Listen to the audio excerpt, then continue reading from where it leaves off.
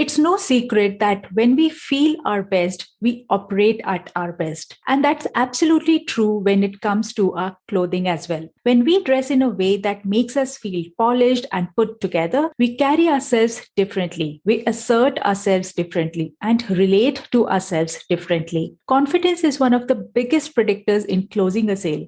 And a big part of that is based on our view of ourselves. And that's what we are deep diving into with our guest in today's episode.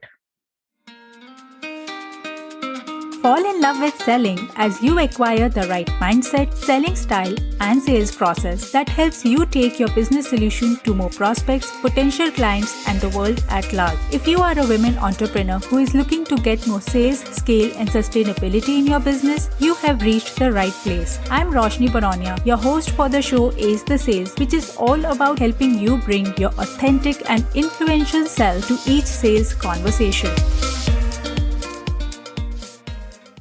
Hello, Jordan. Welcome to the show. Please tell us a little bit about yourself and your work. Well, hello, and thank you so much for having me today. I'm so excited to be here with you. My name's Jordan. I am an image strategy expert, and I am also the founder of MiKADO Personal Styling, which is a full-service personal styling firm for men and women. We help mostly working professionals take the confusion out of what to wear so they can really build their confidence and then just show up in their careers as the most empowered, confident version of themselves, and hopefully, land more clients, more opportunities, and just feel better about themselves in their everyday life. Wow, that sounds so interesting. So let's deep dive into this correlation between wardrobe plus styling and confidence plus self-esteem, because that's the entire work you do, right? How to build confidence with wardrobe. So what's the correlation? How does that happen? What's the science behind it? I love this question because I think it's something that's often overlooked, especially when we think about our careers. We so often are thinking about maybe our skills, our experience, all those other things, which are so important. But the final piece is the confidence piece, because even if we have all of the skills required to show up in that job, if we don't walk into that room as the most empowered version of ourselves, then we often may be overlooked for somebody else who is more confident than us. And so confidence, it is built on a wide variety of factors, but feeling like ourselves, feeling good in our skin is a big way that happens. And that's where the clothing piece comes in. So I help people find the clothing, not that is the most in fashion or the most well-recognized on social media, but the clothing that really represents them, that when they put it on, it feels like, oh my God, I'm myself. I feel great. I'm ready to step into a room and just show everybody everything that I bring to the table. So I would say, Roshni, I would imagine that you yourself have been in an experience where maybe you dressed really quickly, you didn't feel great about the way you put yourself together. And when you go out into the world like that, you make yourself a bit smaller. You don't want to speak as loudly, interject yourself into as many conversations. And so when that happens, we're just not being ourselves to the best of our ability. So I just really want people to find the way that they can exemplify all the incredible work they've done in the outer package and show up as that person in their careers. That was a really long answer for that question. I'm sorry. No, absolutely. That's what we wanted to dive into, because yes, there are very little things that go into building that entire confidence for ourselves. Like, I'm a sales expert, and when I work with people about selling and how to amplify their sales confidence when they are having that conversation with their prospect or the potential client, or they go in for negotiating that business deals. So yes, the entire wardrobe and how they feel confident in that power suit is something which is hugely overlooked aspect of the entire persona. How you project yourself, how you influence, because probably it is the initial 3 to 4 seconds that people judge about you, and it is all the non-verbal communication, how you present yourself. That's when they form a perception about you. And clothing is a big part of it. It really is. And I'm sure we'll go into this more, but a big part of it is aligning with expectations. So how does that prospect expect us to look when we arrive there?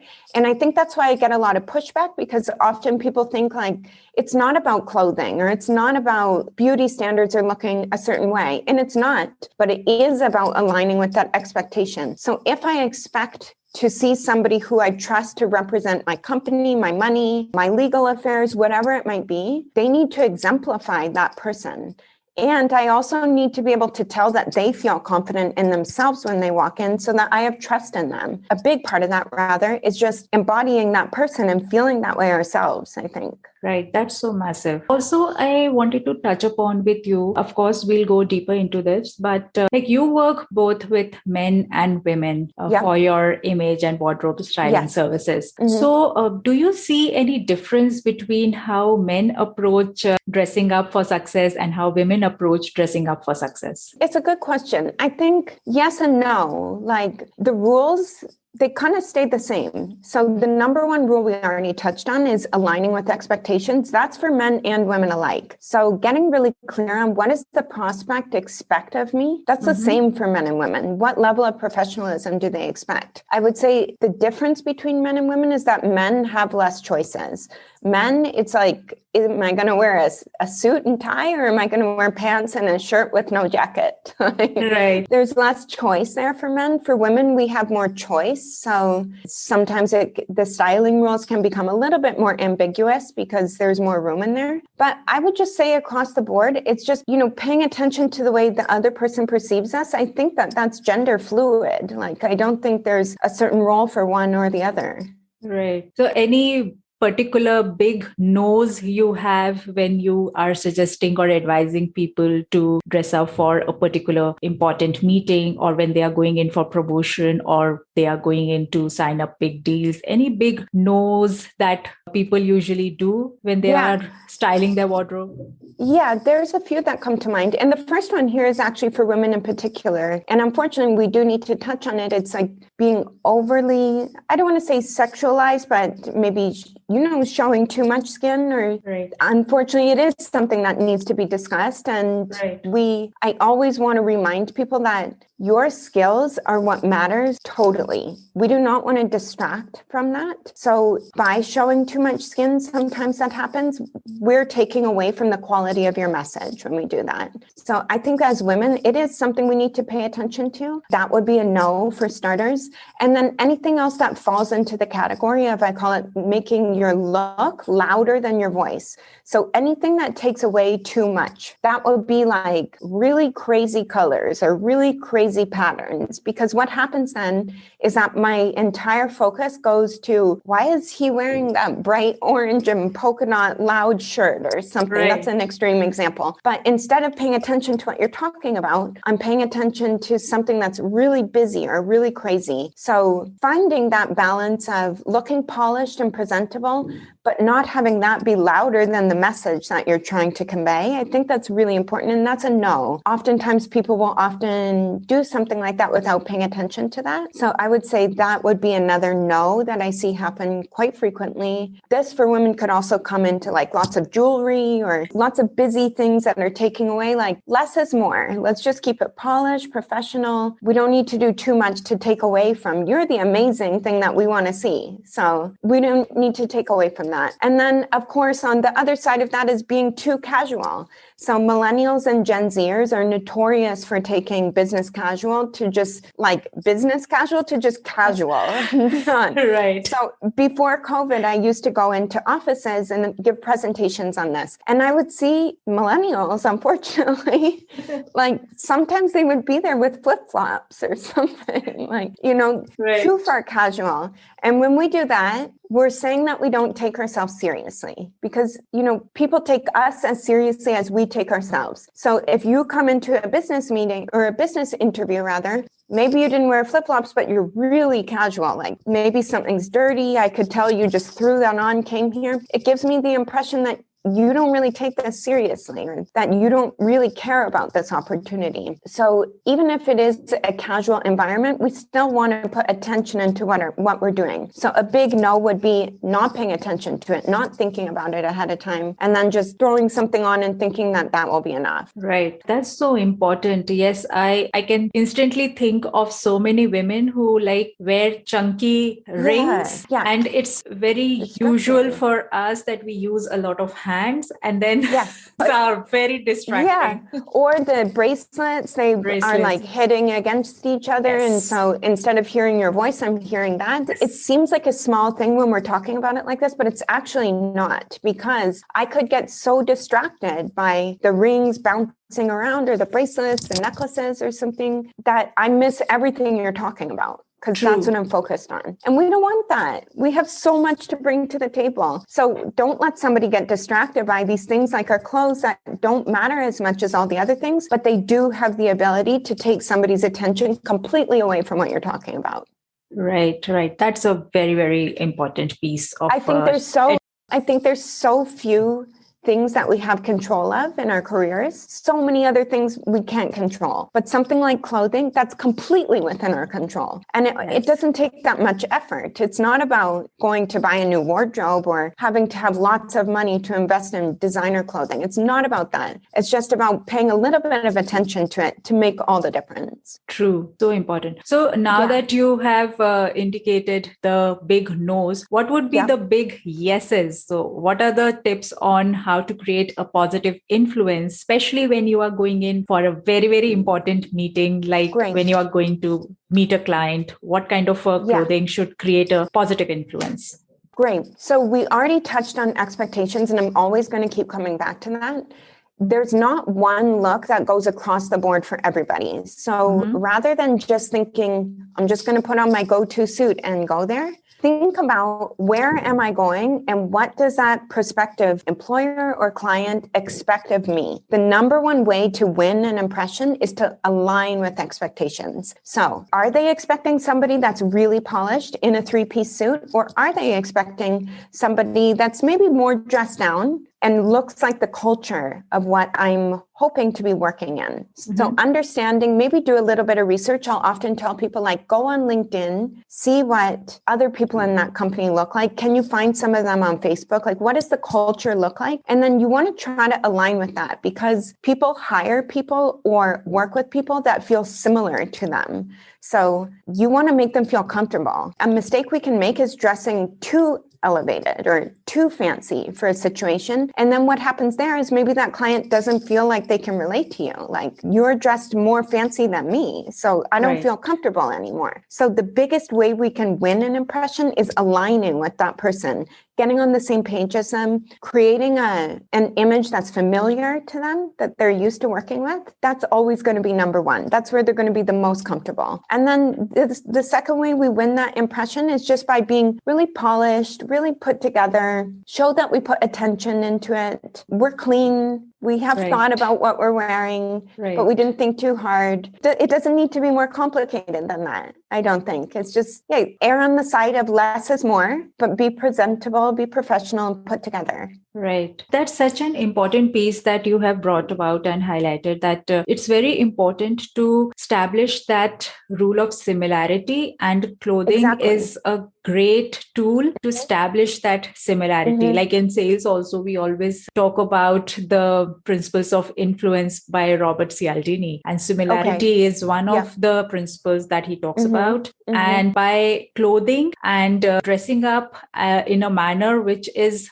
more or less similar to the person whom you are going to talk to is like a creating positive influence. Yeah, it really is, because I see it happens with men sometimes. They want to, I don't know how to say this nicely, but they want to assert dominance and in a certain position or in a certain interaction. So they might think, this is the time to wear my nicest watch or my nicest suit. But that person you're meeting with may not be the person to wear that with, because what you're communicating when you come in like that, if they're not on that same level, is that they feel uncomfortable or they feel inferior. And that is most certainly not the type of experience we're trying to create there. So that rule of similarity that you're talking about is so important when it comes to clothing. this could be with women as well. Like, we don't want to come into a situation where we make the woman who may be potentially hiring us feel uncomfortable because we dressed in a way that's much different than the way that she's dressed as. So getting really clear on what does the work environment look like, and then how do I insert myself into that and look in a way that feels similar to what they're accustomed to, that's always how we're going to win that impression. Always. That's the number one way. It's not about having the most expensive clothing or the nicest designer clothing. It is not about that.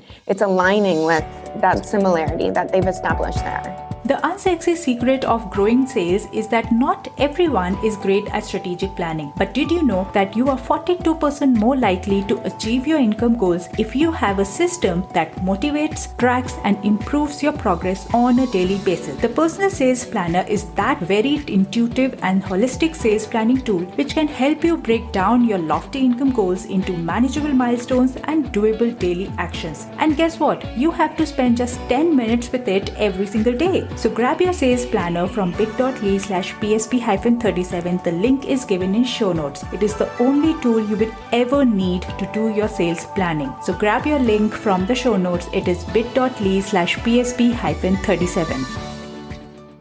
Absolutely.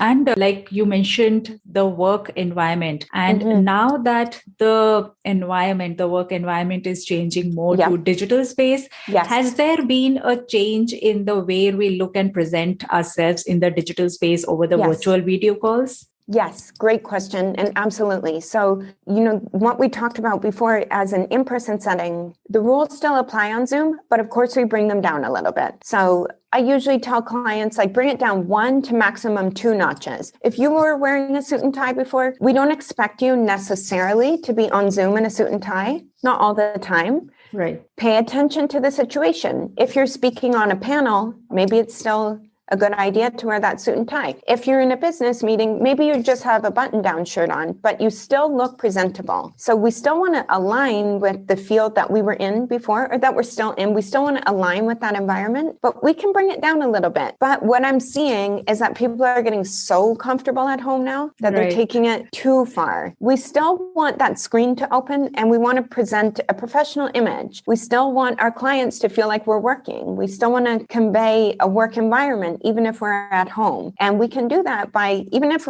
we don't have work pants on, we can still just have this part, the top part of us, look professional. And so I would say a year into working at home, we're getting a little too comfortable. So let's just keep it polished, keep it professional, pay attention to it, because it still matters on video, even if we're a little bit more comfortable than we would have been in the office. Right. And I think it again goes back to our starting point where we are associating our clothing with the level of confidence we execute and convey to the other person. So even if we are on a video call, if we are not in that power suit, probably we will not be executing the same amount, the same level of confidence, isn't it? Yeah.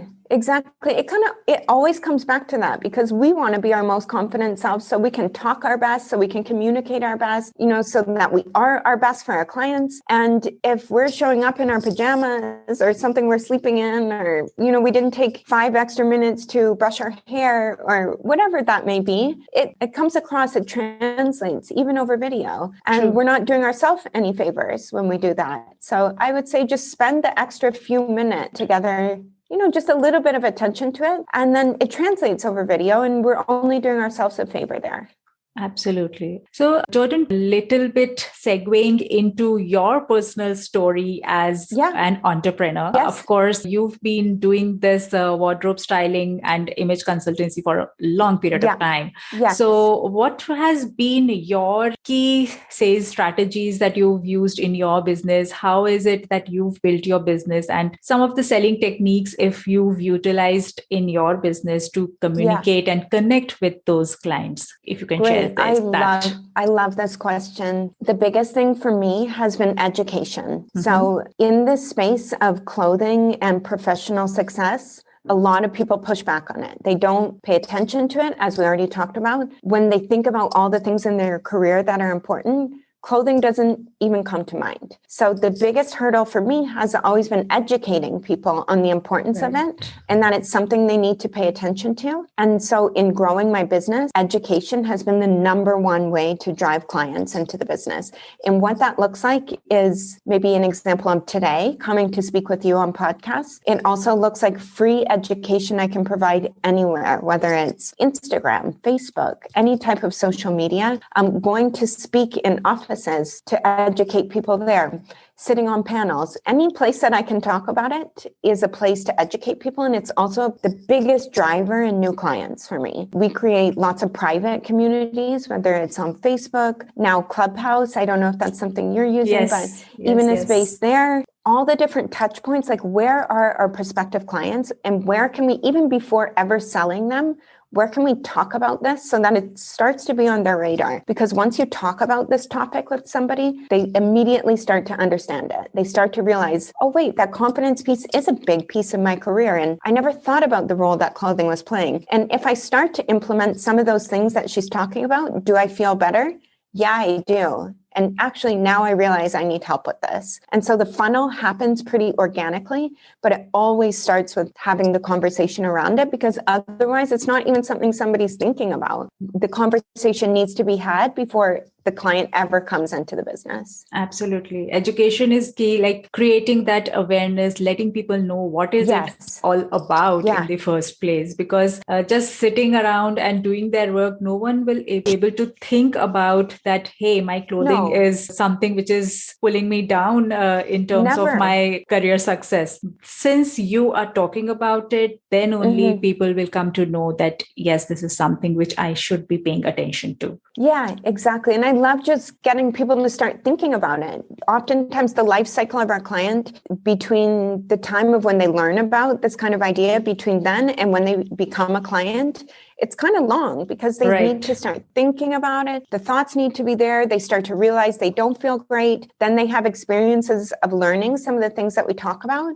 They start applying them themselves, and then eventually they realize they need help. So we commit a lot of time into the education process of converting somebody into a prospective buyer into an actual consumer. Right. But once they are a customer, then they're a lifetime customer. And so that education space in there is totally worth it. And so typically, how long is the sales cycle for you? Since you deal probably in organizations and corporates, I believe they have longer cycles? They do. It can be a while, to be honest. Like there could be months of somebody, I can see them consuming the content, sitting with it, even before they ever ask the first question, before they ever book a consultation. It could be months, to be honest. Right. They need to start to realize, like, this is actually important. This is something for me to pay attention to. Right. So if I just dig a little bit deeper into your sales process and cycle, how is it for you? How do you convince? Of course, education is one thing where you start the conversation with the buyer and they start to seeing the usefulness of your service with whatever they are facing with themselves as a person, as an individual, or with the organization on the whole. But then as a business owner yourself, what are some of the mindset makeover things that you had to do when it comes to selling, asking for the sale and closing the deal and telling people, okay, so when do we start working? Right. It has to be addressing the pain point. So once somebody's gone through the education space and they start to move into becoming a potential client, that's when we get on the one-on-one call with them. And we steer the conversation into a way that I can identify where's the pain point. Right. So the pain point will often either be time or it will be a lack of knowledge. It usually comes down to those two. Either somebody does not have the time to figure out how to do it, or they have absolutely no idea what they're doing and they need help. Once I can identify the two pain points for them, I can steer the conversation. From there, we're able to paint out what the next steps look like for them and how the pain point can be eliminated. So I think it's when you can address what the transformation is going to look like for somebody in a way that they never saw that the transformation could exist. So if it's a time pain point, you can identify, how can I give you back time? Take this off your plate so you don't have to do it. And the pain point is removed so that you end up with clothing that you feel great in, but you didn't have to do any of the work to get it. When I can map that out for somebody, that almost always converts that sale for them, if that's their pain point. And if their pain point is not knowing how to do it or really struggling with style, really struggling with clothing, we map it out visually for them. So we show them, what do you look like right now? And what's it going to look like when we handle this for you? When they can see the visual component and they can understand this is going to be the visual end result for me and you're going to get me there, it always sells the client. Wow. Style is such a visual thing. And for somebody whose resistance is that they don't know how to do it, showing them what it's going to look like converts them into a buyer. Wow. So that's the masterpiece, like making it visual, making your pitch, making your presentation all visual. That's what is the key, because not everyone is visual. And when you put it out there on the slide, they are able to see it, that's the transformation. So that's massive. Yeah, exactly. Because I do think that not even just in my business, a lot of people, they kind of split between those two types of clients, where one might understand how to do it, but they're so accustomed to outsourcing somebody to do everything for them. It's just like, take it off my plate. I do not have time for this.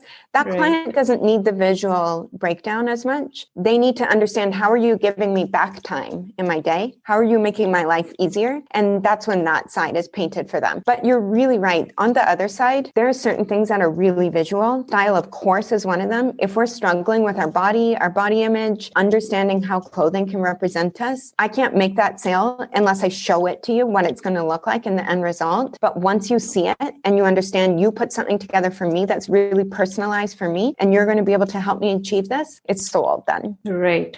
So that's the key, identifying the pain point, but then presenting it to them in a way which is more understandable for them. Absolutely. Yeah, I think in business, there can't be one solution that works across the board. So get to know that consumer, understand what is the struggle, what is the resistance, where are they pushing back, where do they not believe that a solution can come from for them, and then create the solution. Show them what the solution is going to look like, explain to them what the transformation is going to be that they're going to have. And if you can explain that in a way that makes sense to them on their level, they will become a customer if you've done your job properly. Right. Makes sense. Yeah, totally. Thanks for sharing such great advices and insight, Jordan. It was really lovely to have you on the show. I will, of course, mention all the links to your work in the show notes. It will be there available on all the podcasts for people to listen. This is so wonderful. I'm so glad that we were able to speak about this today. Thank you so much for having me. Thank you so much for being here. You have a wonderful day. Thank you. Thank you so much for joining us today for this episode. I'm sure you were able to find some key learnings and takeaways from today's episode, which will help you grow your business to the next level.